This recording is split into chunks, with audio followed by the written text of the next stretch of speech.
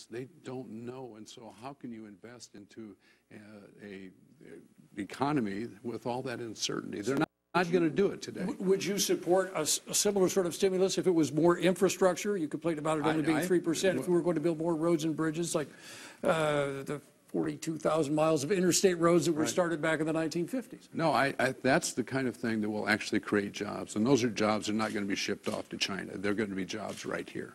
And that would be very, very important. Now, as chairman of the Transportation and Housing Urban Development Subcommittee on Appropriations, I deal with all the time. And our problem, as far as the Highway Trust Fund and getting as much money into it, we'd like to see that much greater as far as investment.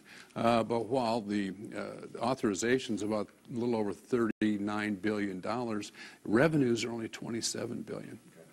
And that's the problem today. We've got to find a revenue source and so that we can invest in that infrastructure. Congressman Boswell, I want to give you time to talk about this same issue as far as what sort of stimuli you might endorse or approve. Yes, we have to do things with our roads and bridges, no question about it. We're going to move commerce and people. We have to do that. And I heard you talking about the shortage, but I didn't hear you talk how you're going to get the revenue to increase that neither. But we don't want a situation like we had in Minnesota a couple years ago. We have a lot of deficit bridges, but the stimulus, has it worked? Well, you know, you drive across 80 or go up and down 35 and see the road work going on, the bridges are being repaired. I think that's a very good thing. It's something we have to do. It's getting done. The stimulus, when you think about the Great Recession we got led into, that many have already said at these recent conventions that you know, never in our history has a president had to take on things like this president's had to take on. But you know, when you think about teachers and our future with education, we think about law enforcement and safety on our streets, we think about firefighters, things that we had to do. If we'd have not responded to that, where would we be? And what would have happened if we hadn't done the things that would get the environment going again, the manufacturing of automobiles, you know, General Motors. So what would you favor? You mentioned roads and bridges, but what would you favor and how would you pay for it? Well, I think we're going to have to raise the gas tax. I think we must do that. It's, you know, we ought to probably index it with inflation, but we've talked about that before. That's not new information for you. We talked about that in the Transportation Infrastructure Committee some time ago. But agreement was made between Mr. Young and Mr. Oberstar. I went and talked to the President Bush at the time, and he said, no, you veto it. So that didn't happen. But we've really fallen behind. We've got to do it. If we don't do it, we'll not be competitive. And Congressman Boswell, I believe you support President Obama's plan that would raise taxes on people who make over $250,000 a year. Is that correct? That's correct. And but as we're talking about creating jobs, aren't you worried that that will actually slow the economy and hurt job creation at a time when the... seems to be the history, Kathy. A lot of people say that. When you look about this trickle-down theory, I don't see where that's been a very historical success as we think of over the years that we've talked about that. But if you go out there and do things that will make the working people, you know, this is a financial center here. This insurance center, we're second only to Hartford. And we think about that and all the... Usually think about the working men and women, you think about the people in the factories and so on, which is true. But what about all these cubicles we got downtown here as people show up for work and they're the ones that they get a opportunity. They're going to go out and buy appliances, they're going to buy cars, they're going to upgrade their home, and they have to have a fair shake. And so therefore, I didn't want to put them in a more difficult situation as it would have been if we had not extended, but we can't keep doing that. And Congressman Latham, what evidence is there that raising taxes on the top wage earners would actually decrease job creation? Well, that's a great question. And the National Federation of Independent Business just did a study. You've got to remember that most of these people, of the high earners, are small business people that will get hit with the tax increase.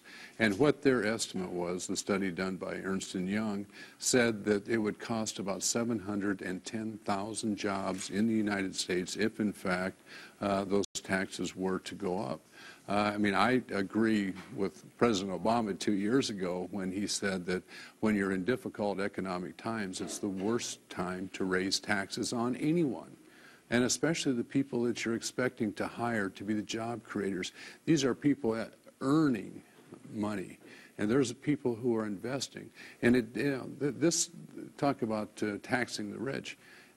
The Warren Buffetts, those folks aren't going to be touched a bit by this because these are taxes on earned income, not passive income. Well, are there any taxes that you would consider increasing? Congressman Boswell just mentioned the gas tax, for example, to help pay for infrastructure improvements. Is that something that you would consider? No, I don't. In the middle of a very difficult time, when people are struggling to find jobs, when small businesses are having a real difficulty trying to create jobs and invest in this economy, I think it's a very wrong time to raise taxes on anyone at this point.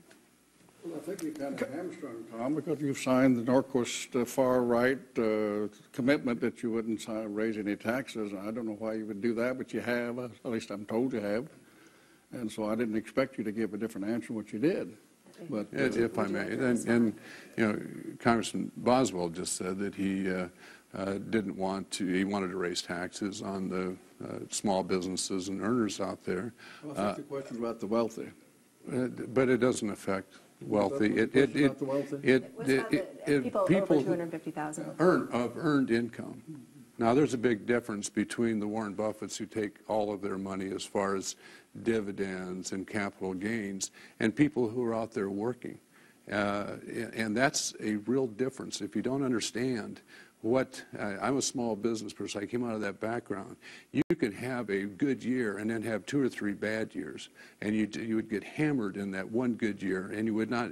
People think that the small business people just take that money and go to Hawaii or something.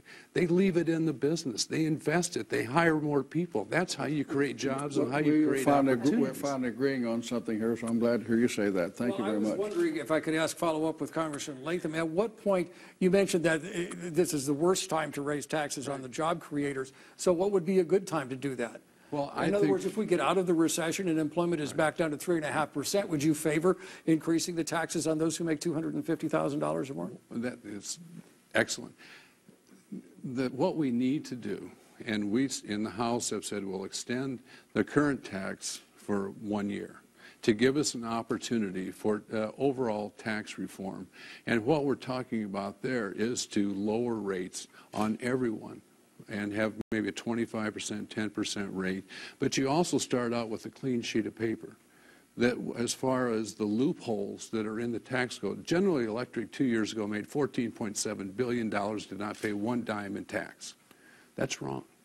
We've got to get rid of the loopholes so that we can, in fact, have more revenue. And if there is a certainty in the tax code, the best thing to do for revenue for the federal government is to have a vibrant, growing economy where people are working, where people are investing, where they're paying into the Social Security Trust Fund, into the Medicare Trust Fund. They're paying the taxes into the government. That's how you grow this economy. Well, just to redirect then to Congressman Boswell, are there exemptions and deductions that you would want to see either reduced or eliminated to help flatten that tax code, take some of those loopholes out? I think we have to do the reform. We agree on that. We have for some time. We need to do that, and there's so many loopholes. And when we see things that, well, Tom supported, like Cummings and Lennox and some of those things that to go overseas, it's been a big impact on our economy of this state. It has been unbelievable.